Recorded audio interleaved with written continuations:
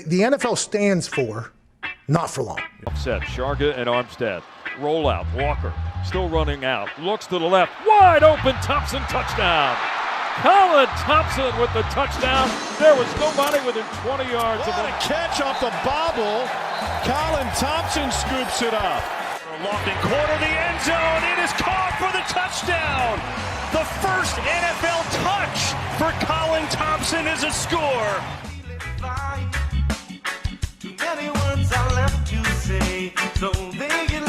What's up, everybody? Welcome back to another edition of the Colin Thompson Show. I appreciate everybody tuning in. I hope everyone's having a safe and healthy holiday season. Everything we do here at Not For Long Media is brought to you by our friends at the Fudge Kitchen. If you're looking for something this holiday season, get your shipment in now. They'll get it to you right before Christmas. Takes a couple days, if that. They make it fresh. FudgeKitchens.com. They ship it right out the back door, right on the UPS truck. UPS truck comes to them. They don't go to UPS. That's how much stuff they ship across the country. All your saltwater taffy, all your sweet handcrafted fudge, all the goodies from the drawer there, the chocolate-covered pretzels that are literally the greatest thing on earth. FudgeKitchens.com. Check them out. So special guest today on my show. I want to get back to doing these, evergreen episodes, if you will, with they never, which means they never get old, that you can listen to them whenever. Liam McHugh, you've seen him on NHL, TNT, NBC Sports, NHL coverage, did a ton. He's on Notre Dame coverage. He's just like a pro's pro, so enjoyable. Like, to me, does a great job being super professional, but also light and fun and relatable, which is, as a lead host, I think so important and really, really hard to do. Syracuse University grad, University of Buffalo grad, just super successful, has a great journey, and I think you're really going to enjoy the episode with Liam McHugh. So without further ado, we'll send it over to Liam. Have a great holiday season, guys. We'll talk soon. All right, so we have the great Liam McHugh on. I appreciate you joining us, my friend. I'm coming on just because I want to hear the great Liam McHugh. That's the nicest introduction. I appreciate it, man. No, it's really cool coming on with you. I know we've been trying to connect for a while, so and I love the fact that you're a big football guy, but you love the NHL. So I'm pretty pumped to talk to you, man. Yeah, thank you. I people know on the show, I'm not afraid to send a little DM and tell them I'm a fan and say, hey, come on the show. Nothing we do on here is like hot topics or controversial, but good conversations with people like yourself. And I like to mix it up on our show. I like to say we're like Joe Rogan minus the 150 million, minus the weed, minus the booze, minus the politics. So wherever that lands us, it's somewhat of a fun zone, I guess. You could curse, but I just don't, That sounds like a perfect window right in there. I like that. Yeah. The money eventually would be nice. But it's a good place to start. It is a good place to start. So what's going on in your world, man? Listen, you're doing an unbelievable job with TNT, and you're a returner now, and you were with NBC Sports in the past, and you've done a little bit of everything. Like, this is what your profession is. Like, you guys you've done everything from Tour de France, Notre Dame stuff, which everybody does at NBC, to now you're doing hockey, and you sit next to Wayne Gretzky and the great Paul Bissonnette every day. So what's going on in your world today? What do you got going on? Listen, I love what I do. I've loved it for a long time, but what I do now for TNT, it's a joy. I mean, I'd say I love doing everything I did at NBC, which was a bit of literally every sport that they had. It was like whatever season was going on, I had a piece of it, and it was nice, and you're bouncing around. But this feels like I can focus on one show, one group of people. And everyone wants to get that type of show where it's like, hey, it's you and 3 or 4 buddies sitting around talking about something you love. And I think producers sit there in rooms and they pound the desk, and executives are there and like, this is the type of show we need. And I don't know how this all came together, but we all sort of meshed pretty instantly. Myself, Anson, who I'd worked with at NBC, Paul Bissonnette, who I only knew the way most people know him, through social media. We had not met in person until we were basically on set in Atlanta. And Gretzky and I had met once, chatted very briefly about 7 years before we were on the show together. So that was, I couldn't believe he even said yes to the opportunity because he's Gretzky. He didn't have to do this. And same thing with Henrik Lundqvist. I mean, listen, I live in New York and I'm an Islanders fan, but I'm well aware that like Henrik Lundqvist is like a god here. Like he's on the cover of every magazine. He's a style icon, a sports icon. But by some bizarre twist, you put us all in a room, everybody calms down when they need to be calm. Everybody gets hyped when they need to get hyped, and everyone just enjoys each other. And they listen to each other, which is kind of rare in sports. So I don't know. By some bizarre, flash of chemistry, this show has come together, and I'm having more fun doing this than I've had doing any other job. That's awesome. There's a certain ego, right, that it takes to be successful in sports. Everybody's going to say they don't have an ego, but you have to have an ego in anything you do in a certain way. The word gets thrown around very loosely and has a negative kind of, just grasped and feel to it. But really, like that group in there when it comes to listening, and really like anybody at TNT, like even the basketball show, right, which we all know is monstrous. Like those guys are bigger, like they're as big as the game. Like they're huge. Like Charles Barkley is like NBA right now, period. He's like the Mount Rushmore of NBA. Like he's it. He's on it. He's like the face of the current NBA. And you could say the same about your show. Like everyone's just like laid back and giving their thoughts, and like they make fun of themselves. Like there's something to that. I think so. And I think that a lot of credit has to go to the folks at TNT. I mean, listen, they brought us all together, and like, there's some notes, some coaching along the way, but for the most part, listen, we hired you because we wanted you to be you. We didn't hire you to then try to mold you into something else. And I think that's really refreshing in this business. You usually get, hey, we have an idea for a show, and then that idea changes, so we're going to change you along the way. And that's really never been the case here. And I think because of the NBA success, we get that opportunity. We get that freedom. And Barkley he's synonymous with the game at this point. And, I look at our show and I talk about just the idea of us playing off each other and listening to each other. And you do need ego in this job. You're right. I mean, you're on TV and you have to have confidence, and you have to have confidence in what you're saying. You have to have confidence in the fact that maybe you can tell an entertaining story. Listen, there are people, it's tough telling stories in front of five other individuals. And, like you're out there and you're putting personal stuff on the air and you hope it's entertaining. Like you better be confident in that story. But I would also say that like ego goes so far, and everyone, and I think it's such a great part of hockey. Everyone's so used to being chirped by teammates that if they don't get chirped for something that they deserve to get chirped for, we're almost annoyed now. And that happens on our show where like if an analyst says something and then 2 seconds later, the other analyst says the exact same thing, and it was very evident that they didn't listen to the first person, like I immediately now call that person out.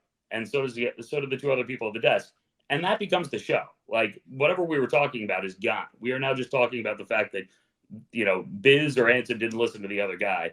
And, what's the matter with you? We're all up here. And I think it's refreshing to the viewer. Like they heard it. They saw it. Like we're not going to shy away from it. And it's more fun that way. And I think that's what you get from Barkley and Shaq and Kenny. And EJ's the best of that, where he is, Ernie Johnson's in charge of that show, runs that show. But I think one thing I really learned from him is just this idea of like sitting back, and you guys are going back and forth, and this is a lot better than whatever the hell we had planned. So just keep going for a while, and then when I need to, I'll jump in. And I think that's something that TNT really encourages. They do. The way those 2 shows are, I dive into your show. Like I put it on, and if it's the Wild playing the Stars and it's 10 minutes left before intermission, I flip over, whatever. But I'm ready. I want to watch you guys. Now, I'll watch some of the game, don't get me wrong, but if there's something pulling me elsewhere with my wife or whatever, I'll flip it back. But it's so refreshing. And it's not like the rest of the sports world is wrong, or I don't want to say they're archaic, but it's just like, 30-second hit. All right, next guy, go back to here. Now, Liam, you got to go here now with it. And it's almost podcasty, if you will, and fun and loose, and it's just entertaining because there's no pressure when you watch it. There's no like, I have to listen right now. It's almost like one of those TV shows like The Office where you can go back and watch anytime and you're like, this is great, which is like an old podcast. It's like evergreen in a way. Like you can listen anytime. And I know I'm pumping your show up a lot, but I just wanted to make sure we gave it its flowers before because it's so different and unique. For the NHL, non-NHL listeners on here, and they're like, what are you talking about? We're talking about, the show with Liam and Anson Carter, Hendrik Lundqvist, Paul Bissonnette, Keith Yandel comes on, Wayne Gretzky, and it's really fun. Whether you're a hockey fan or not, it's enjoyable. I'm sure some people have said to you, like, hey, I'm not even a hockey fan, and I watch your show. That's been the different part of this from I've stayed the time at NBC. And, like, listen, I was proud of everything we did there, and we had a certain style. But that was hockey, though. That was like, you're a hockey purist. You turn that on. What's the news today? What are we hitting today? And that's okay. Like, I mean, and I was happy doing it. And I enjoyed doing it. And I got to work with Keith Jones for years. Who I love. Because, Thank God he's with the Flyers, and we're going to get in. We'll get into they're aligned in a great direction. Thank goodness. Thank goodness. It's amazing to me that Keith Jones, my friend, is now the president of the Flyers. But at the same time, the Flyers are in such good hands. So it's such a good deal there. But I just think what I love about the show, and I think a good example is like we've had periods of hockey where it's like it's a little blah, and everyone at home knows that the period really wasn't like anything all that entertaining. And we could pick it apart and diagram something. And listen, if something stands out and it's hockey wise, our guys are great at that. They can break it down. I mean, like Biz, who it could be up there and he's just kind of self-deprecating and wants to entertain, and Gretzky, who's a storyteller, they can switch gears and they can just break down. We could pick apart that period if we want to. But there's also times we come back and I'm like, what do you guys think? Like, it was terrible. Like, it was boring period of hockey. So why are we spending so much time on it? I mean, Gretzky told me off air this story about the last time he went to the Hall of Fame, where he went with his son, who did not play hockey. He was more of a baseball player. He was young at the time, and the Hall of Fame's really interactive. And his son's younger, so this has got to be years ago. And so Gretzky goes in there, and he's got like a hat and sunglasses on because he's like, I can't be in the Hockey Hall of Fame just walking around. It's, people are going to come up. So his son is doing this interactive thing where he's shooting the puck. And he was a baseball player, but he's like, okay, let me try it. Makes the first one, makes the second one, misses the third, makes the fourth. His dad's like, wow, like that's pretty darn good. He goes, Dad, you try. So Gretzky goes up, misses the first, misses the second, misses the third badly. And some 17-year-old kid who's running this little thing within the Hockey Hall of Fame, probably just interning, whatever, walks over. He's like, excuse me, sir, you might think about lowering your hand on the stick. And Gretzky looks at him, like pulls the sunglasses off. He's like, we got to get out of here right now. He's like, this is going to be a scene. He's like, if this kid finds out who I am and they see he's correcting me. And he tells us that, like, as we're walking to the set. And I remember being like, and we all kind of look at him and he's like, what? I'm like, well, we're not talking about anything else. I said, that's it. I was like, that's what, like, if I'm at home, I want to hear that story. Like, if this is a bad period of hockey and Hall of Fame inductions are coming up, that's all I want to hear. If I'm at home, is that Gretzky story. So I think the idea that, we know we can rip up anything at any point, talk about something else that's interesting. And now we have a guy like Gretzky who not only has those stories, but is like, he's willing to share them, which, and he's God. He's literally hockey God. It's amazing. Like when he took the job, that was my one concern was he's going to be there for a week and he's going to look at the rest of us and be like, I don't need to be here with these clowns. I'm Wayne Gretzky. Like, what am I doing here? But you want to be on that desk. You want to be on that desk. Like if I was in media, I'm in media, but like if someone's like, hey, you got the opportunity to go here or here. I mean, you want to work for Turner and sit on that desk with you guys and have fun. Like, yeah. And I think that's what he's taken from it is, having fun. Exactly. He's having a good time. And I think in many ways it reminds him of the times when he was a player because it's locker room in the best possible way. It's guys ripping on each other. And if Gretzky does something that he deserves to be chirped for and he doesn't get chirped about it, like, I think he's a little offended. Like, what are you doing? Like, this is not the way hockey's supposed to go. You're supposed to hit me up. So we do. And the cool thing about Gretzky is like, he is the ultimate now. Like he's the Godfather, but he can, and he is this calm presence, but he can just hit you with a dagger really subtly. And when he does that, it's like, it's a show. It's one of those moments where the show just like mic drops and we can go to commercial. We don't have to put anything else out there. Yeah, it's a great show, man. I love it. It's the locker room feel, the fun, and it's close into the locker room because you fly in, you're there a couple days, you work a little bit, you get a nap, you get a little dinner. All right, you work a little bit more, and then you're out of there. And then you get something, and then you're like, all right, I'll be back next Tuesday. I got a couple days of fun here. Like, it's very similar. That's for me trying to get in and out of this league. I was at the Vikings in training camp. This is going into my 7th year in the NFL. And it's like, this is what I miss, is that kind of like earning my off time has been hard. That's the biggest challenge. And it's similar in that profession. Like for you guys are always on, but in a way it's like, all right, you're here, you're there. And then, okay, here's my time for fun and family. And that compartmentalizing is what I miss, because I think it enhanced my focus at work. It enhanced my fun. If I'm out having drinks or dinner or whatever, I really focused on that. Now it's like you're always focused on the next thing instead of like enjoying the moment. At least that's what I've had some problems No, with. I think there's something to that. I mean, listen, I was never an athlete like you guys were, but like I briefly played Division I college soccer, and I was terrible at it. But it did, like I was an athlete my whole life, and it regiments your life in a way that you get very used to that schedule of like, when you need to focus on sports, when you need to focus on academics, when you need to cut loose and let it go. But then I remember the off season coming, and like I was lost, and now, if I get a few weeks off in a row, like my wife is like, what is wrong with you? You're just useless around here. Like you You're can't finicky. respond to conversations. Like you're not I just want to lay on the couch. Oh, it's so bad. Like she's like, you need to just keep going. Like we can't stop you. And I like that though. It's busy, and I got 3 kids, and they're getting a little bigger, and they're playing sports. So it's my downtime is much different than Biz's downtime and Gretzky's downtime. Sure. But the cool thing is, like, Gretzky sort of knows because his kids are older, so he'll ask me about my kids and what they're up to.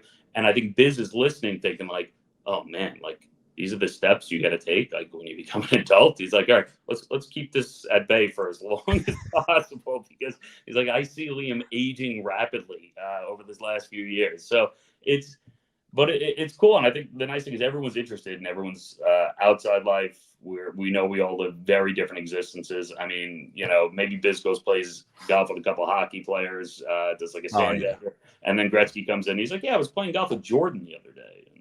And I'm like, Michael Jordan? Yeah, MJ. He goes, like, Mike. No, we don't know. We don't know that that's what people do on their off days. But tell us more.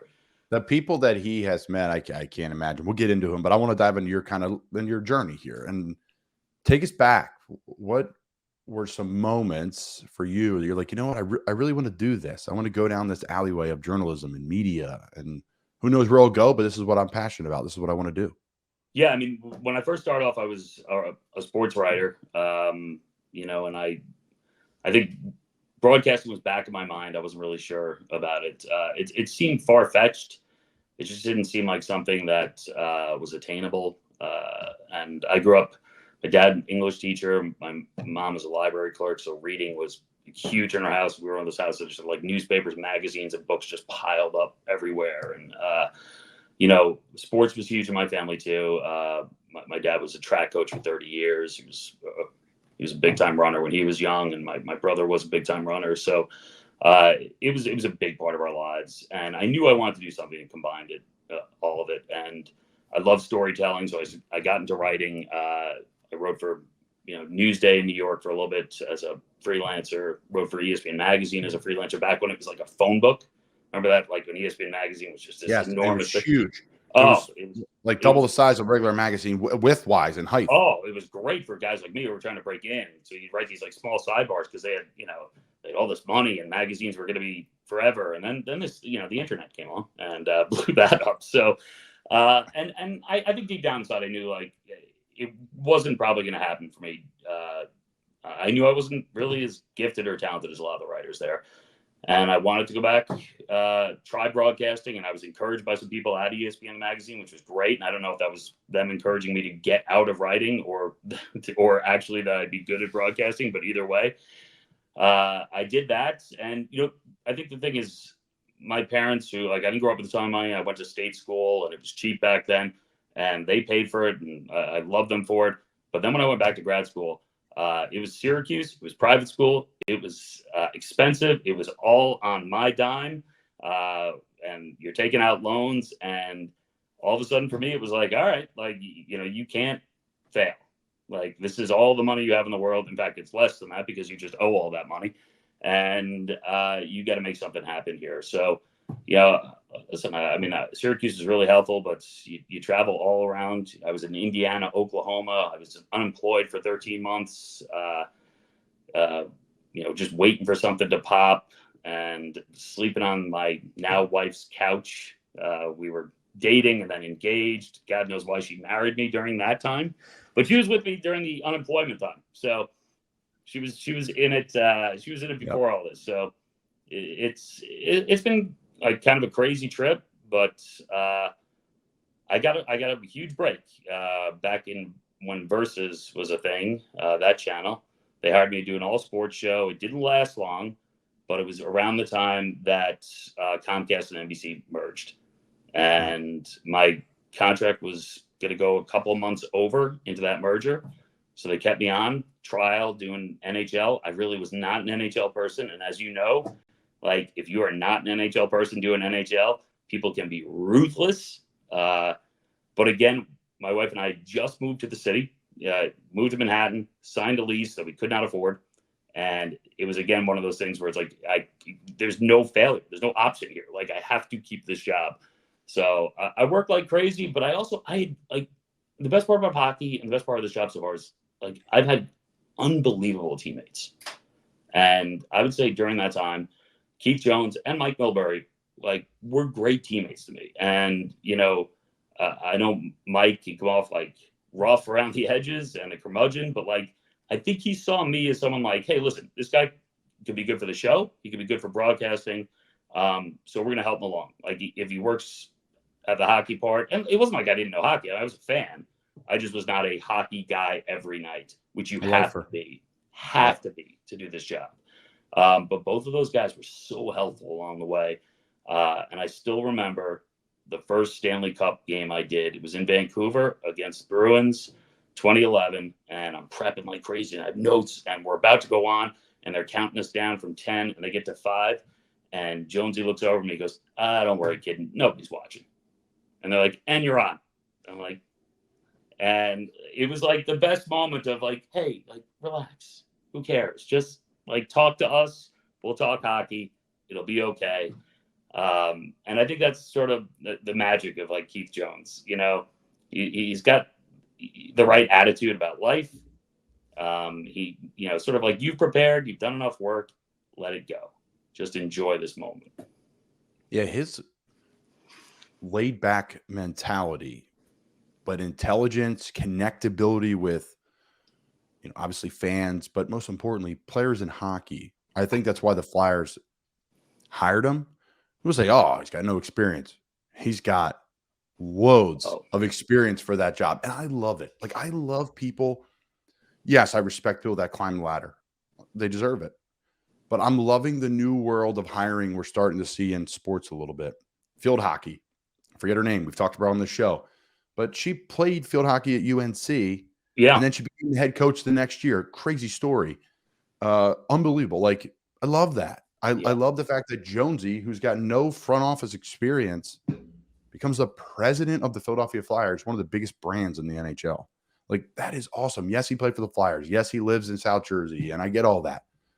But we're hiring him based off of all the things we want in the position, not just if you climb the ladder. And I'm excited for the Flyers. I know we talked about a little bit before, but they're heading in the right direction. I think it's good for hockey when they're good. Torts is a character. Like, he helps your guys' show. Oh, Danny Briere being a former Flyer. Like, they're finally heading the right direction. That was my only ask. But even this year, if they weren't as good as they were, I'm like, just head in a direction, down or up, because they get in this like kind of purgatory in the middle. Yeah, no, I think you can run into that situation where it's like you're just competing for the final wild card, but you're not going to be one of those final wild card teams that makes a run. And what's the next year look like? Yeah, like, and if you're just adding pieces near the deadline that are just going to make you that much better, where it's like, you just got in, but you're not going anywhere.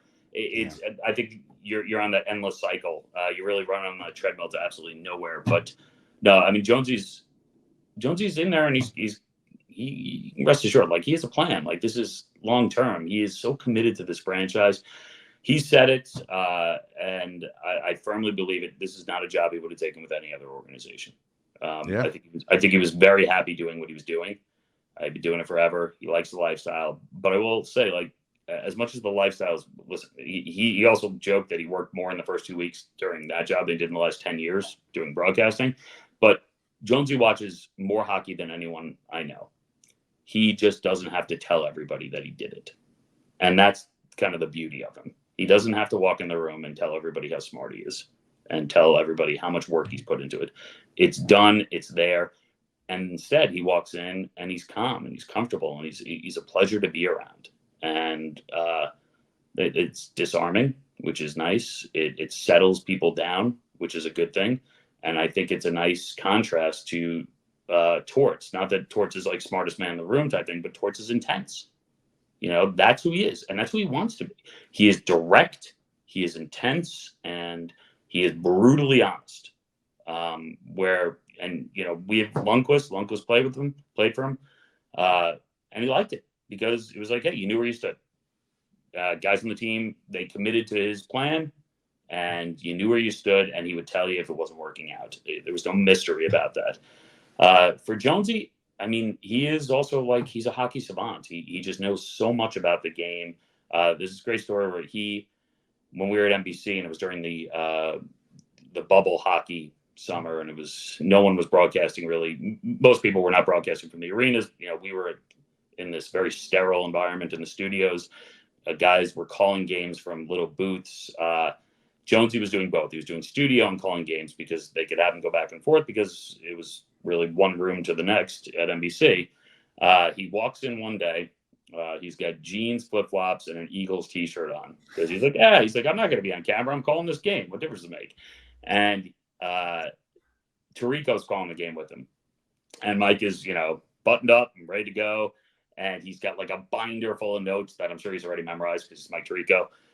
And Jones walks in with like a pen. And Tirico goes, are you going to bring any notes in here? Like, did you want someone to bring this? He goes, I don't know. He's like, I got it. They'll drop the puck and like, I'll let you know what's going on. And I think people can look at that as like, oh, he's not taking it seriously. Jonesy knew all the players. Like, it was already in there. And he can tell people, this is amazing, by not only what hand shot they are instantly, knows every guy in the league, righty, lefty, but he doesn't have to look at numbers. Like, he's got people by size and skate stride. That alone. I mean, we would watch on a Tuesday night, like one of those nights where it's like 12 games are going on at the same time. And Jones would be picking out things. He's like, that's not going to count. It went off the skate, and he definitely lifted it. Like, while another play was going on over here, he's like, that's an elbow to the head. They're going to have to review that. He sees everything. He's so quick with the game, but it's because he puts a ton of work into it. He's just not going to tell you all about it. And I think people who were sour about the hire saw it as, a guy from the media, a guy just connected to the team. Now, like, this is a guy who is more passionate about your team than you are and studies more than you do. So he's got a plan, and, he will work himself to the bone for the Philadelphia Flyers. He loves that organization. There's three people I need to ask you about before we wrap things up. We talked about Wayne a little bit. I think the greatest hockey player of all time, Connor McDavid. I love Wayne, but playing in this current landscape, Connor's nasty. So Wayne's the greatest of all time. He always will be, but I like to make the argument that Connor will be someday. Connor McDavid, his name slipping my mind right now in Chicago. Holy cow. Connor Bedard? Horrible media. So the three people I need to ask you about, let me start over. Yeah. Connor McDavid, Connor Bedard, and Paul Bissonnette. And not in that order. And I don't think those three people you could put in the same category. And that's where I was getting to before I had a crazy, crazy mental roadblock. So let's start with Biz, the most important one of them all, because I think he is, again, he's on the Mount Rushmore of hockey right now. The four people that have the most influence on this game. I was always a hockey fan. I had a buddy tap me on the shoulder one day and said, I think you should listen to Spittin' Chicklets. I think you really enjoy it. It was right before Biz got on. And now it's a part of my life and lifestyle. I now listen to Missing Curfew with O'Brien and Upshaw now. It's become a passion, but really it's because of that. It's Chicklets, one, but two, Biz. And this guy is, first off, he's nuts and he's hysterical, but he's super smart and works his ass off. And I think he's so talented. He's perfect for you guys. What do I like? I'm lost for words. Like, No, what's this guy's impact? I mean, he's insane. Biz is a character. His impact on the game is massive. And he's, you mentioned like he works his ass off. Like there's a reason he's gotten to this point. Now he's wildly entertaining. He's totally unpredictable. I love the fact that I can ask him a very, very basic question where the answer would seem to, be very basic in return. And it never is. Like it never is. He's going to give you something unexpected. He is completely unafraid to be himself.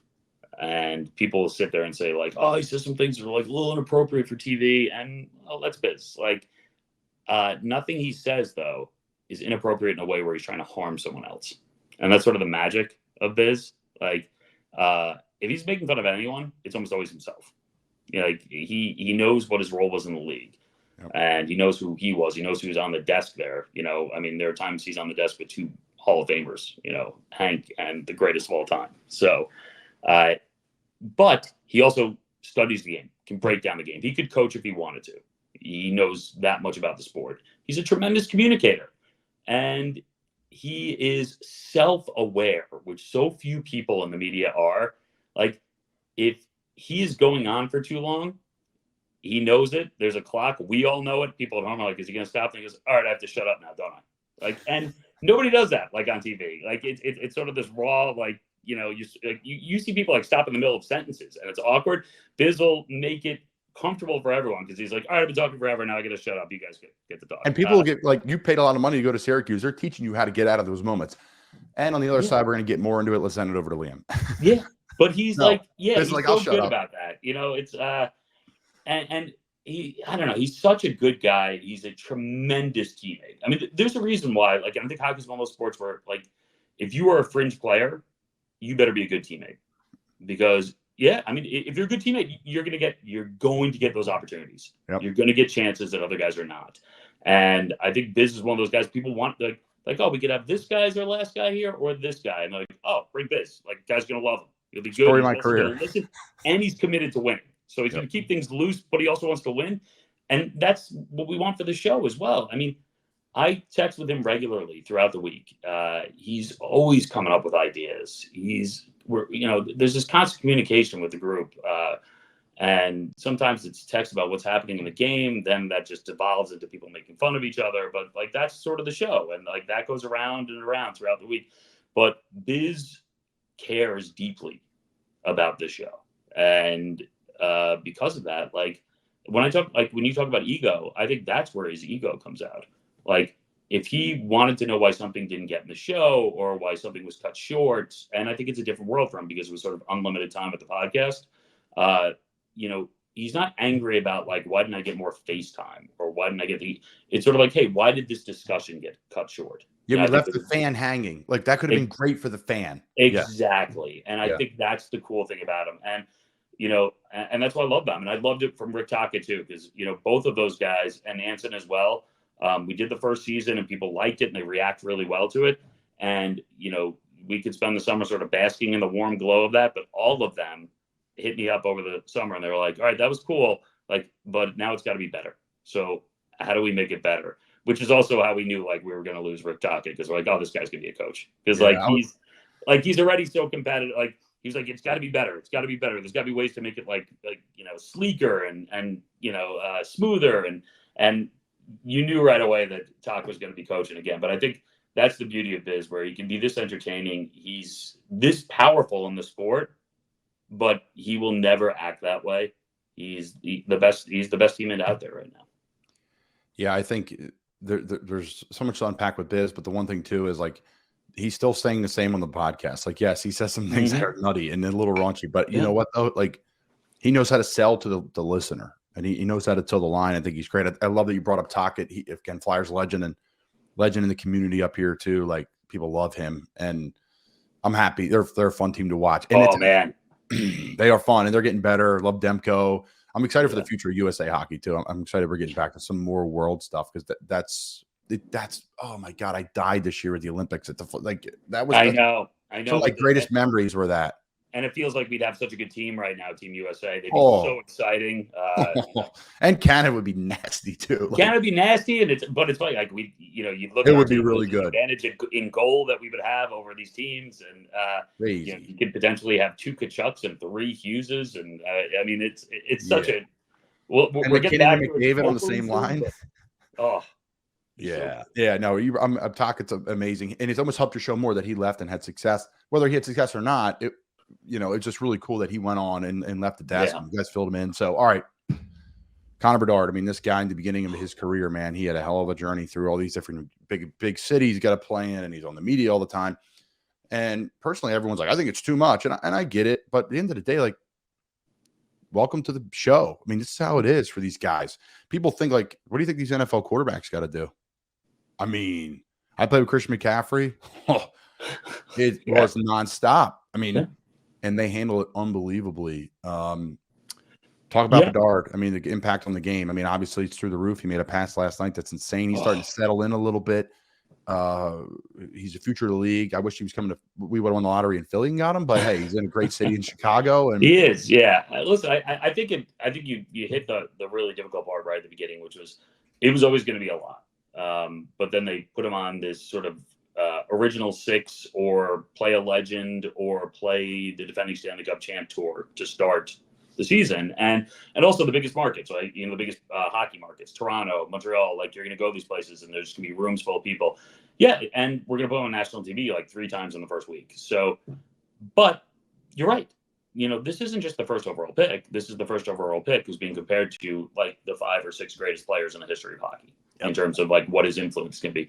Yeah. Like you can't have it both ways where you can't say like it's too much and then come back to me a month later and say, hey, why don't you grow the game through the stars of the game like other teams? Well, that's what we're trying to do. Like we're trying to put it on there. I also think it would have been different had they opened up against like, San Jose and Anaheim, and, some smaller markets for teams that were, really not thinking they were going to go anywhere this year. They're like the 2 teams, though, are like the smaller markets that aren't doing it. That's it, though. Like the league's got a lot of parity right now. No, it is. It's hard. It's funny. You can start going around. It's hard to find a lot of those. You said the 2. I'm like, okay, who's the 3rd? Yeah, I mean, it's maybe Columbus at that point, right? It's like, Columbus. But it's hard. I mean, instead he opened up against the biggest and the brightest. And he had to settle in. And he looks like he's about 11 years old. I remember watching his first game. We still had the baseball guys in from TNT because they were doing playoffs. And Pedro Martinez is sitting there at the couch with all the games on, baseball and hockey. And he comes over, he's like, Liam, how old is that kid? 11, 12? And I was like, no, that's the first overall pick. He plays for Chicago. He's like, what? Like, it's a lot for him to take in. But at the same point, like, he knew it was coming. He handled it. He settled into the league. He's not on a very good team. He's not going to get cheap assists, where guys are just going to go make magic, with the puck after he gives it to him. He's putting things on a platter for guys like he did last night with that pass.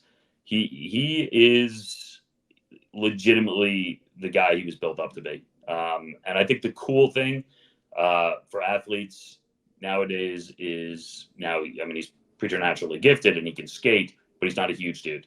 Yep. He's not a huge dude. And listen, I mean, as someone who is 5'10" and loves sports, I love the fact that I can show my boys, like, hey, look at this kid. Like, it's not like he made it.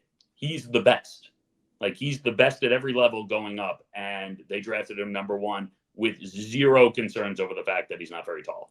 Like, he can just play this game. And I think that's a cool thing for hockey, where hockey's now, it's a lot more skill and speed based. And it's not just like, hey, are you 6'4" and can sort of grab somebody and hold them in the corner and slow this game down? And Chris Marion, shout out to Flyer. Yeah, right? Like, I mean, it's capture, right? These guys, it's and then they're afraid of like, can you take a hit from them too? And you're seeing it in all other sports too, like Steph Curry. Oh, this thing always happens. I'm sick of this. Oh yeah, no, we give the thumbs up. It gives a thumbs up. It freezes. All right, we're back. So.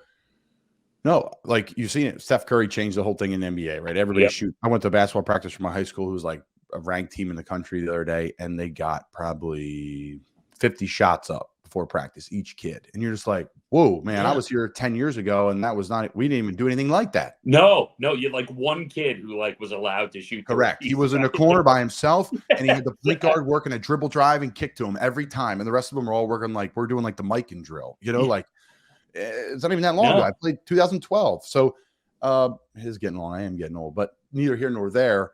I'm excited to watch him, the growth of the game. It's great he's in Chicago. Yeah, no, it's really cool. And then this week, we're going to see Connor McDavid take on Connor Bedard. And these moments are always classic. And we saw it right off the bat where Bedard had to play against Crosby game 1. And they took an opening face-off. And it was like, hey, good to see it. And it looked like Crosby was going to take his wrist off. Like he's like, and that was on purpose too. Like, yeah, he's like, I'm taking this face off, and like, welcome to the league, kid. All right, well, before we get to McDavid, touch on Sid, because this guy, as a Flyers fan, I don't hate. You think you're crazy if you're a Flyers fan and you hate him. Like the guy is the most impressive. He may be my favorite NHL player of all time. The guy's unbelievable. He does everything right. He's a big fundamental. He scores. He shoots. He hits. He can fight. He's unbelievable. Talk about Sid and his impact. Yeah, I mean, we're looking at maybe the greatest 36-year-old season ever, and Sid's going to keep doing this as he gets older. Like he's going to have the greatest. He's not slowing down. The cool thing about him is he came in with an unbelievable skill set, and you knew he was going to be great, and he was instantly. And then as he's gone on every single year, Biz likes to use that term. He went in the lab. Right. But he did. He was like, hey, I'm not dominating draws. I'm going to dominate draws this year. I'm not going to tell anybody I'm doing it. I'm not going to make a big show of it.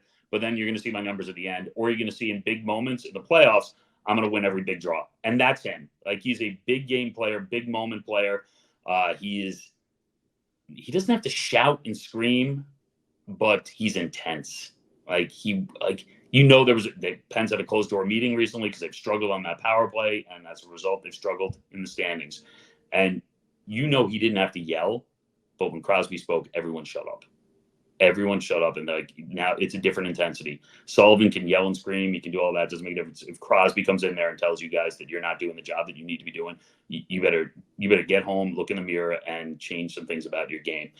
He's also he's such a unique modern athlete because he's arguably the best of his generation. He's on the Mount Rushmore of hockey. I absolutely believe that he's one of the top 4 players ever. And we know very little about him. Yep. We really do. It's by design. It's who he is. But usually by this point, we broke him through. Crosby we may never know much about Sidney Crosby. You get a little bit from Biz. You get a little bit from Witt from playing with him. And that's been really good probably because no one else is talking about him. Yeah, we've had, Colby Armstrong on, and they're Colby buddies. He's and great you get too. a little bit, but still, like, he knows. He's like, I'm not just sharing this with you. I'm sharing it with everybody. So, like, he holds back. Now, he'll give you his, he'll give you his thoughts and his real opinion on what is happening with the game and what is happening, with Pittsburgh. He's not going to shy away from that, but he's not going to tell you a lot about his life. And that's just different for the modern athlete, but it doesn't change the fact that, like, he is the model for an athlete in many ways, like LeBron. Like, they're the model for athletes as you age. If you can be that intense, stay regimented, and injury-free relatively. I mean, Crosby obviously went through the concussions, which was serious, but he came back from it. You can have this career, and not only have this career, but like excel and be in the MVP conversation in your upper 30s. Why? Yeah, it's keeping them for old tight ends like me at 30 in a couple days alive and well and fighting. All right, so Connor McDavid. I have to ask you about these guys, right? Do you cover I have to. I just don't know how we won't talk enough hockey on here. I love having hockey people on because it's like, this is fun. I don't need to talk. And I'll say this. I did think about this while you're talking. Jalen Hurts is the equivalent to Sidney Crosby now. Sid came in, he was top pick and all that stuff. But Jalen, for our football audience that don't know a ton about Sid and really don't, I think, understand Jalen Hurts, that guy every year, he finds his weakness and works on it. Couldn't complete the deep ball. Boom. Like, unbelievable. Now, this year, Eagles are, had success, but he hasn't been the prettiest, right? It's not always perfect, but they're still winning at a high clip. So I would compare them. They're always grinding. They're tough, physical. They've always been super strong and driven and like, this is what I'm going to do. Jalen Hurts, military background, the whole transfer story. Just never satisfied. Never. And quiet. And like, people are like pissed that he's so like this. And I'm like, no. You know how hard that is to do? Yeah. Like, he did it. He found it. I didn't find that till year 4. I used to scream and yell and freak out. Then I'm like, whoa, now I'm going to listen to reggae. I'm going to walk out and I'm going to go play. Where before I'm like, I got to have the right Metallica song on. I got to eat my meal at this point. So I scrapped all that. I'm like, no, and I played my best football of my career for it. So, all right, David, Connor McDavid. I think he's the best all time. Sorry, Wayne, but listen, these guys, these goalies are different. Some of the clips Wayne Gretzky was playing, and now Wayne's the best. I love you, Wayne. This guy is unbelievable. And now they're on a streak. He's going to pull them out of it. You know they're going to do great. Oh, there's no doubt they're going to make the playoffs. I don't think there's even that much a doubt that he's going to eventually win the scoring title this year, which is just incredible considering the fact he was injured early on. He was slow coming out of the gate. He didn't look like himself. He's a man possessed. What he has in common with Gretzky, obviously, is the ability to see things on the ice that no one else can see, and the crazy competitive nature. Like if there's a goal to be found, a point to be found, there's no being nice about it. Like you go and you take it. You go and you absolutely take it, and you look to rip someone's heart out. Even if you don't have to talk about it, you don't have to tell everybody you're going to do it, but you just show it on the ice. And I think that's what he and Wayne have completely in common. I look at Connor McDavid this way. I think he's the best team sport athlete in the world. That's it. I mean, I don't think there's really that much competition. I wouldn't put anyone in football there in terms of influence right now. Soccer, maybe a few years ago, Messi, but Messi's getting older at this point. I don't think there's anyone there that does that either. Basketball is easier now in a way because, listen, there's only 5 guys on the court at a time. You can play a ton of minutes. So you can have a huge influence. But there are a few guys there in basketball. McDavid is so far away above everyone else in his sport that I think it has to be him. He is the best team sport athlete in the world. And the coolest thing that McDavid does is he plays 1,000,000 miles an hour and is in complete control of the game. He should be out of control. He should be unable to process the game mentally at the physical pace that he plays the game. But everything he does is so crisp and so perfect and purposeful. And I also love the fact that he's got a little FU in his game too, that if they lose the puck on a power play, he just goes and gets it. This is our power play. You don't get out the puck. We'll take that right back. You don't deserve to have it. I deserve to put on a show here. Give it right back to me. And I love that about him. Yeah. And Draisaitl's got a little bit of that too, which is, why he's a stud. Oh my God. It's so funny, to think about you're only maybe the 3rd or 4th or 5th best player in the world. But we're not talking about you as much because McDavid's there. Yeah. I can never put anyone above Wayne, but I get what you're talking about in this generation. And the pace that this game goes, it'd be hard. But now comes the next test. And it's hard for one player to elevate or 2 players to elevate a hockey team to a championship. But they're getting the goaltending now on this run. The defense is starting to come around. Paul Coffey is running the defense now. And you know that you come over to the bench and Paul Coffey's sitting there. You can't hide. You can't pretend like you did your job if you didn't, because he saw it all out there. And I think there's some accountability now because of that. If he could win a championship, if he could win a Stanley Cup, you're going to be in that conversation. I think that you're going to start seeing that. The problem is if they don't win, or if they bow out early, or if, God forbid, I'm wrong and they miss the playoffs. Now the conversations are going to heat up in terms of when's Draisaitl going to ask out, and if he leaves, does McDavid leave? And that is going to change everything in the landscape of hockey. But I think right now the way they're playing, it's hard to imagine them missing the playoffs, and it's really hard to imagine them not making a deep run. So I'm hoping we have it like we did a couple of years ago where we saw them in the Western Conference Final, and maybe they take that next step. But and isn't that what you want to see? Yes. I want to see McDavid biggest stage. All the time. Biggest stage. If Draisaitl leaves, they have the cap space to go get more guys. Now, Draisaitl's the reason why they're good too. Don't get me wrong. Yeah. What's McDavid want to do? Is he a lifer there? Do they give him more money than God? But if you give him more money, you can't tie up the money. It's so hard. Sidney Crosby up a little bit, and there's going to be everybody's got to take less, right? Sid but, says it and best. It's also, let's be honest, it's not a market where it's easy to bring in free agents or to trade at the deadline because the no trade. It's not New York City. They're going to include Edmonton, most likely. Winnipeg's on that list. Calgary, Edmonton could be on it. what you will get, though, I think, is some guys waiving no trades on short-term deals. Yeah. Just because, listen, I get a run with McDavid. Yeah, I'll do it. But it's not easy. And I don't know. I want them in the playoffs, and then I want to see playoff McDavid activated like we saw the other year where he was checking people, too. I loved that. Oh, when he just decided, like, he can play playoff hockey, I'm going to knock people on their asses. He's like a mix of like Ovi, Sid, and like a McKinnon. It's a different situation. The guy's, and if he's on the East Coast, he's playing for the Rangers. Oh my God, he's the face of the sports world. But he's in Edmonton. Yeah.